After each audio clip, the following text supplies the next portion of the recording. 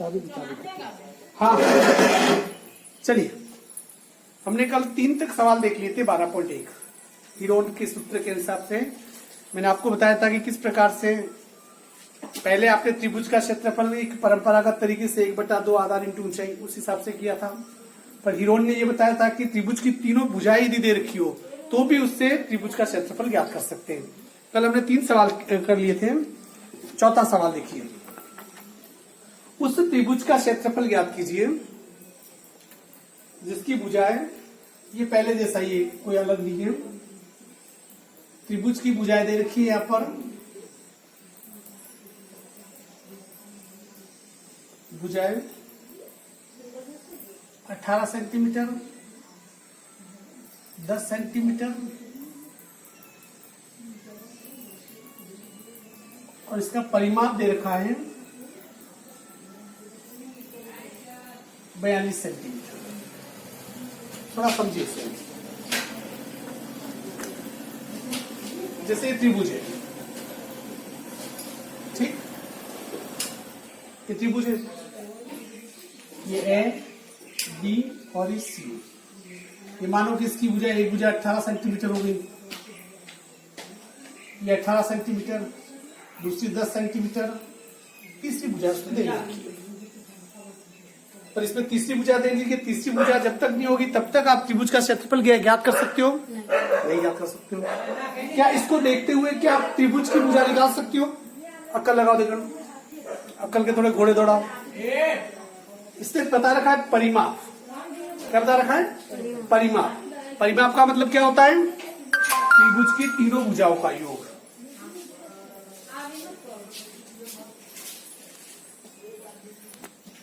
हाँ, क्या देखिए,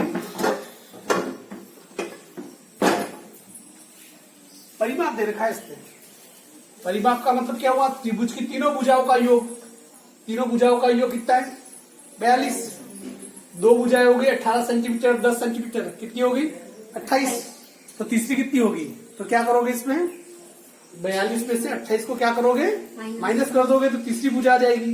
नहीं तो हम क्या करते हैं एग्जाम में, क्या करते हैं बच्चे, त्रिभुज की दो भुजा और परिमाप दे रखा तो इसको पहली भुजा, दूसरी भुजा और तीसरी भुजा मान लेते हैं और सवाल कर लेते हैं, और बाद में पता चलता है कि सवाल तो क्या हो गया? गलत हो गया। तो इसलिए सबसे पहले इसकी तीसरी भुजा ज्ञात करनी पड़ेगी। तीसरी भुजा बराबर परिमाप माइनस दो भुजाओं का योग। परिमाप कितना है? 42 माइनस दो भुजाओं का योग 18 और 10, तो ये 18 प्लस 10, तो 42 माइनस 18 और 10 कितना हो गया? 28 बराबर कितना हो गया? 24। तीसरी भुजा कितनी आ गई? 24। तीसरी भुजा बराबर 24। ये भुजा कितनी होगी? 24 सेंटीमीटर। अब आपके सामने तीनों भुजाएं। तो कल क्या कह रहे थे? सबसे पहले क्या कर रहे थे? एस बराबर ए plus B plus C upon 2। S बराबर ए का मतलब पहली भुजा 18, दूसरी, वैसे आपको 18 12 ये कुछ करने की जरूरत ही नहीं है। क्यों? क्योंकि त्रिभुज की तीनों भुजाओं का योग कितना दे रखा है? 42 दे रखा है, तो सीधा 42 भी लिख सकते हो। यदि आप 18, 10 और 24 करते तो भी कितना आता? 42 ही आता। 2, इसमें 2 का भाग दे दो, कितना आ गया? एस बराबर 21। कितना आ गया? एस बराबर 21। अब हीरोन का सूत्र,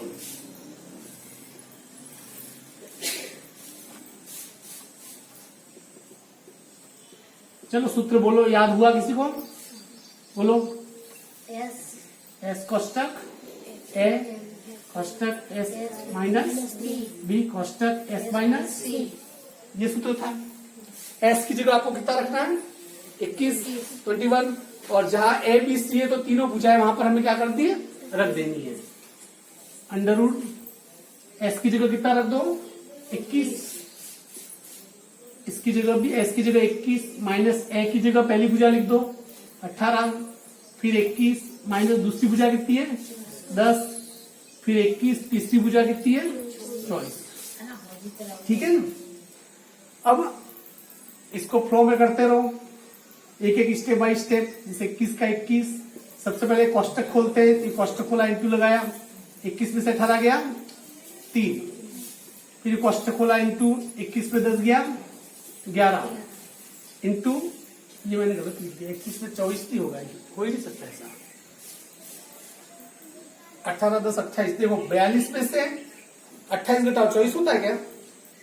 कितना होता है? 14। गलती पकड़ में कैसे आई? क्योंकि जैसे ही मैंने 21 माइनस 24 किया, ये एस वाली संख्या से कोई भुजा कभी बड़ी हो ही नहीं सकती है, तो मुझे गलती पता चल गई थी। 21 माइनस यहाँ पर कितना है? 14 है, ठीक है ना, ये आ गया 14 यहाँ पर, ठीक है ना, तो तीसरी भुजा 14 आ गया, ठीक है। तो यहाँ कितना? 21 में से 14 घटाओ, कितना रहा? 21 में से 14 घटाए कितना रहा? 7। अब हमें टुकड़े करने, देखिए जोड़े बनाने याद आया कल अपने जोड़ियां मिला रहे थे अपन। 21 को कैसे लिख सकते हैं? 3 इंटू 7। 21 में 3 का गुणा 7 से करो, वापस कितना आ जाएगा? 21 आ जाएगा। मतलब कि 21 के टुकड़े कितने हो जाएंगे? 3 इंटू 7, 7 किया 21, तो 21 के टुकड़े हो गए। 3 की जगह 3, 11 के टुकड़े भी नहीं होंगे और 7 के टुकड़े भी नहीं होंगे। अब जो जोड़े बन रहे उनको पास में ले आओ। ये जैसे 3 है, ये भी कितना है? 3 है। 3 इंटू 3, इसको पास में ले आए। ये 7 है और ये 7 है, इनको भी क्या करो? पास में ले आए। 11 को लावारिस छोड़ दो, 11 का जोड़ीदारी नहीं मिल रहा, तो अपन क्या करेंगे? अब इस पे जो जोड़े बना लिए, अब हम जो ये अंडरवुड का निशान ये हटाना है, तो हम कहें जोड़ों में से एक को लाएंगे। ये जोड़ा बना हुआ है, क्या लाओ? 3 ले आओ। इस जोड़े में से कितना निकाल दिया? 7। और 11 चूंकि इसका जोड़ा मिला नहीं है, तो इसको अंडरवुड में ही रहने दो। या 7 और 3 का गुणा करो 21, अंडरवुड 11 वर्ग सेंटीमीटर, ठीक है ना। ये हो गया इसका आंसर। मैं खींच लेता हूं फोटो इसका। हाँ, सवाल नंबर नेक्स्ट है, देखिए 5वां सवाल। ये सवाल जिसको समझ में आ गया, ये पूरी गणित समझ जाएगा। सीधी सी बात है, क्योंकि इसमें 2 चीजें मिक्स कर दी है। इसमें ये देखते हैं कि पिछली कक्षाओं का आपको कितना नॉलेज है, वो भी पता चल जाएगा। एक त्रिभुज की भुजाओं का अनुपात, त्रिभुज की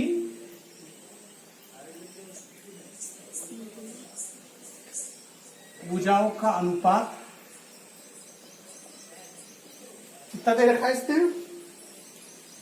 12 अनुपात 17 अनुपात 15। इसका परिमाप दे रखा है, परिमाप बराबर दे रखा है इसका 540 सेंटीमीटर।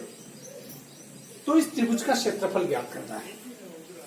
देखिए त्रिभुज की भुजाएं नहीं दे रखी है, इस चीज को ध्यान रखना, क्योंकि इसको भुजाएं मान के तुम कर भी सकते हो, तुम कुछ भी कर सकते हो, पर हमें कुछ भी नहीं करना है। ये क्या दे रखी है? इसकी अनुपात दे रखा है, भुजाएं नहीं दे रखी है। जबकि हीरोन के सूत्र से इसे हल करने के लिए हमें क्या करना पड़ता है? त्रिभुज की तीनों भुजाएं चाहिए, या भुजाएं तो है ही नहीं। अब यहां पर पिछली कक्षाओं का नॉलेज आ गया, यानी पिछली क्लासों में आपने, छोटी क्लासों में अनुपात वाला पढ़ा होगा, जैसे कि तीनों भुजाओं का अनुपात ये है, और आप इसका परिमाप दे रखा है, तीनों भुजाओं का योग दे रखा है। परिमाप का मतलब तीनों भुजाओं का योग दे रखा है। तो पिछली क्लास वाला यदि अनुपात वाला आपको आएगा तो ही सवाल को कर पाओगे, या नहीं तो नहीं कर पाओगे। अब पिछली क्लास वाला याद आए नहीं है, मैं आपको याद दिला देता हूं। जब भी ये कंडीशन आए, जब भी ये वाली कंडीशन यदि आ जाए, तो आप सबसे पहले काम करेंगे कि अनुपातों का योग। क्या करेंगे? अनुपातों का योग, अर्थात कि 12 प्लस 17 प्लस 15, इसे क्या करेंगे? जोड़ेंगे। 7 5 12, 12 में 2 14 से लिखिए 1 2 3 4, कितना है? 10 20 30, 7 5 12 13 14 44। तो अनुपातों का योग कितना आ गया? 44। इस ये तीनों भुजाओं के अनुपातों का योग 44 और तीनों भुजाओं का योग कितना दे रखा है? 540। अब पिछली क्लास में आपने पढ़ा होगा, तो जिससे पहली भुजा, प्रथम भुजा, प्रथम भुजा का अनुपात कितना है? 12। या लिख दो मेरे साथ से, देखो गलत कर रहा हूं, 10 20 30 अनुपात देना तो 44 वापस मैंने सवाल गलत लिखा है, वही कह रहा हूं। ये कितना है? 25 है। तो ये 44 नहीं होकर कितना हो जाएगा 54। कितना हो जाएगा 54। ठीक है। अब प्रथम भुजा ज्ञात कर ली। देखो प्रथम भुजा ज्ञात करनी है तो प्रथम अनुपात कितना है 12। उस 12 को लिखो ऊपर, नीचे लिखो अनुपातों का योग कितना है 54 लिख दिया यहाँ, इंटू जो परिमाण आपने रखा है वो लिख दो यहाँ पर 540 यहाँ लिख दिया। इससे इसको काट दो, कितनी बार कट जाएगा 10 बार। 10 का गुणा 12 से किया 120 सेंटीमीटर। तो प्रथम भुजा कितनी आ गई 120। इसी प्रकार दूसरी भुजा, दूसरी भुजा का अनुपात कितना है 17। नीचे कुल वही 54 इंटू यहाँ पर भी वैसे 540। हर भुजा ज्ञात करोगे तो सिर्फ आपको ये मान ही उस भुजा का लिखना है, बाकी कुछ नहीं। 54 से इसको काट दो, कितना हो जाएगा 170 सेंटीमीटर। ये दूसरी भुजा आ गई। अब ये तीसरी भुजा, तीसरी भुजा का अनुपात कितना है 25 अपॉन 54 इंटू 540। 54 से इसको काट दो 10, कितना आ गया 250 सेंटीमीटर। तो तीनों भुजा आपके सामने आ गई। एक भुजा कितनी होगी 120, दूसरी कितनी 170, तीसरी कितनी 250 सेंटीमीटर। अब वही तरीका तीनों भुजाएं हमारे पास है, तो सबसे पहले क्या ज्ञात करो S बराबर A plus B plus C upon 2। अब मैं इस S की जगह भुजा A B C तीनों भुजा 120, 170, 250 नहीं लिखना चाहता हूं। बोलो क्या लिखूं? तीनों भुजाओं का योग पहले दे रखा है, दे रखा है 540। यदि इन तीनों को जोड़ो तो भी इसका योग कितना होगा 540। तो मैंने सीधा लिख दिया 540 अपॉन 2। S बराबर 2 से इसको काट दो 270। S बराबर कितना आ गया 270। वही हीरोन का सूत्र, हीरोन के सूत्र से S कोष्टक S minus A, S minus B, S minus C। S का मान कितना है, S कितना निकाला 270। ये संख्याएं बड़ी बड़ी है, इसलिए सवाल समझना। यहाँ S की जगह भी 270 माइनस A की जगह पहली भुजा कितनी है 120, फिर कोष्टक S की जगह 270 माइनस दूसरी भुजा कितनी है 170, फिर कोष्टक S की जगह 270 माइनस तीसरी भुजा कितनी है 250। ठीक है। अब देखिए यहाँ पर अंडर रूट 270 का 270 इंटू 270 में से 120 घटाओ, कितना जाएगा 150। कितना जाएगा 150 इंटू 270 में 170 घटाओ, कितना जाएगा 100। और 270 में 250 घटाओ, कितना जाएगा 20। इस सवाल में टेढ़ा काम क्या है मैं आपको बता दूं, जोड़े बनाना। क्यों? क्योंकि इस सवाल की सबसे बड़ी प्रॉब्लम यह है कि इस सवाल में संख्याएं बड़ी बड़ी दे दी है, तो घबराने की जरूरत अपने है नहीं। ठीक है, जो बन सकते हैं जोड़े वो बनाओ।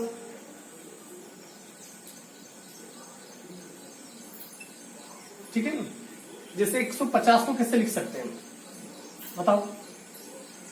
50 इंटू 2, सॉरी 50 इंटू 3, कितना लिख सकते हैं 50 इंटू 3। 100 को कैसे लिख सकते हैं 50 इंटू 2। 20 को कैसे लिख सकते हैं 2 इंटू 10। इस 27 को कैसे लिख सकते हैं 10 इंटू 27। 10 और 27 से गुणा करोगे वापस कितना आ जाएगा, यह आ जाएगा 2000।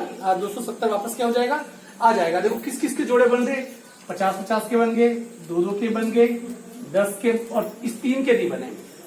इसके भी बना लेते हैं अपन। देखो 27 को मैं क्या ऐसे लिख सकता हूँ, 27 को 3 इंटू 3 इंटू 3 लिख सकते हैं। 3 तिया 9, 9 तिया 27। अब सबके जोड़े बन गए। अब कैसे बने मैं आपको बता देता हूँ। पहले 2-2 को ले लो, छोटी संख्या 2 और 2, 2 इंटू 2। 3 कितनी बार आ रहा है, 1 बार, 2 बार, 3 बार, 4 बार। 1 2 3 4। 10 कितनी बार आ रहा है 2 बार। 50 कितनी बार आ रहा है? 2 बार।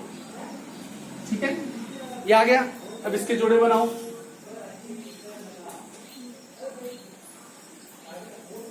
सबके जोड़े बन गए, ठीक है ना, मतलब सबकी सगाइयां होगी भाई, कोई कुंवारा नहीं रहेगा। इनमें से एक निकाल। अब अंडर हटा देते हैं, क्योंकि जोड़े में से एक निकालेंगे। यहां से कितना निकालो? 2। यहां से कितना निकालो? 3। इस जोड़े से कितना निकालो? 3। यहां से कितना निकालो? 10। यहां से कितना निकालो? 50। इसे गुणा करो। 2 तिया 6, 6 तिया 18, 18 और 10 का गुणा किया 180। 180 और 50 का गुणा नहीं, 180 इंटू ये 50, 18 पंचा 90, 1 2 0, 1 2 0। तो इस त्रिभुज का क्षेत्रफल कितना आ जाएगा? 9000 वर्ग सेंटीमीटर। सवाल बड़ा है, पर इतनी कोई बड़ी प्रॉब्लम वाली बात की है। हम गणित के जो बेसिक रूल है, देखिए सवाल हम लोग क्या करते हैं कि सवाल की साइज से डर जाते हैं। होता कुछ चीज, मैंने पहले कहा सवाल गणित में है क्या, 0 से लगा के 9 तक कुल मिला के 10 संख्या, जोड़, बाकी, गुणा, भाग, गणित खत्म। इससे ज्यादा गणित है ही नहीं। फिर भी हम सबसे ज्यादा किससे डरते हैं? गणित से डरते हैं। जबकि होना ये चाहिए कि सबसे आसान चीजों में से क्या है? गणित है, क्योंकि 100 में से 100 गणित में ला सकते हो आप, हिंदी में कभी नहीं ला सकते हो। सोशल स्टडी में बहुत मुश्किल है, साइंस में भी बहुत मुश्किल है, अंग्रेजी में भी मुश्किल है, पर आप किसमें ला सकते हो? सबसे प्रबल संभावना किसकी है? गणित में। इस बार कार्तिक के देखो, एक ही बच्चे के 100 में 100 आए, वो भी किसमें आए? उसके गणित में ही आए। मतलब ये कि गणित में लाया जा सकता है। इसको थोड़ा दें,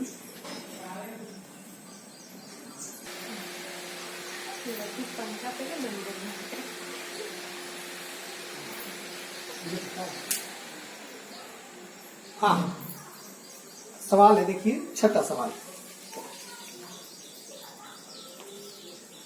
छठा सवाल कह रहा है एक समद्विबाहु त्रिभुज का परिमाप 30 सेंटीमीटर है। शब्दों को पकड़ना है। समद्विबाहु त्रिभुज का परिमाप बराबर कितना है? 30 सेंटीमीटर। ठीक है, आगे कह रहा है कि इसकी बराबर भुजाएं 12 सेंटीमीटर की है। मैं चित्र बना रहा हूं, देखिए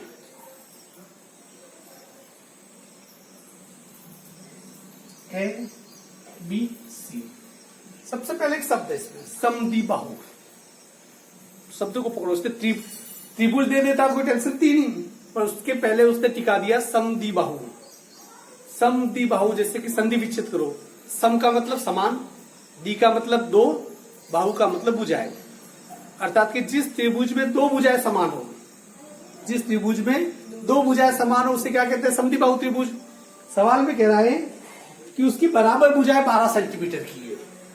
बराबर बाय द वे मान लो कि ये भुजा और ये भुजा बराबर है, ये 12 सेंटीमीटर की है, ये भी कितने की होगी? 12 सेंटीमीटर की। चलो कल के घोड़े दौड़ाओ, तीसरी भुजा कितनी होगी? पहले तुम बताओ, बोर्ड पे देखो ध्यान से। एक समद्विबाहु त्रिभुज का परिमाप 30 दे रखा है, 2 भुजाएं दे रखी है, तो बताओ बीसी कितना होगा? तीसरी भुजा बोलो। 6 सेंटीमीटर। कैसे होगी 6 सेंटीमीटर? आस्था ये बता, बैठ के बताओ यार। 12 को प्लस कर देंगे और 24 में से 3 को माइनस कर। इसमें परिमाप दे रखा है, क्या है? परिमाप का तीनों भुजाओं का योग 30 दे रखा है। समान भुजाएं 12-12 सेंटीमीटर की, मैंने दोनों जगह 12-12 लिख दिया। तो तीसरी भुजा क्या होगी? तीसरी भुजा बराबर कुल परिमाप कितना? 30 में से कितना घटा दिया? 24 घटा दिया। सीधे कितना घटा दो? 12 इंटू 2 करके 24 करके घटा दो। 30 माइनस 24 बराबर 6 सेंटीमीटर। तो त्रिभुज की भुजाएं कितनी आ गई इसकी? एक भुजा 12 सेंटीमीटर, दूसरी भी 12 सेंटीमीटर, तीसरी 6 सेंटीमीटर। फिर वही S बराबर A plus B plus C upon 2। ये बताइए क्या मैं 12-12-6 लिखूं यहाँ पर, या सीधा? क्योंकि लिखने की जरूरत थी, इससे परिमाप दे रखा है कितना? 30। तो नहीं लिखो तो चले, तो सीधा लिख सकते हो 30 अपॉन 2। S बराबर कितना आ गया? 15। अब S बराबर 15 आ गया, तो वही तरीका, हीरोन के सूत्र से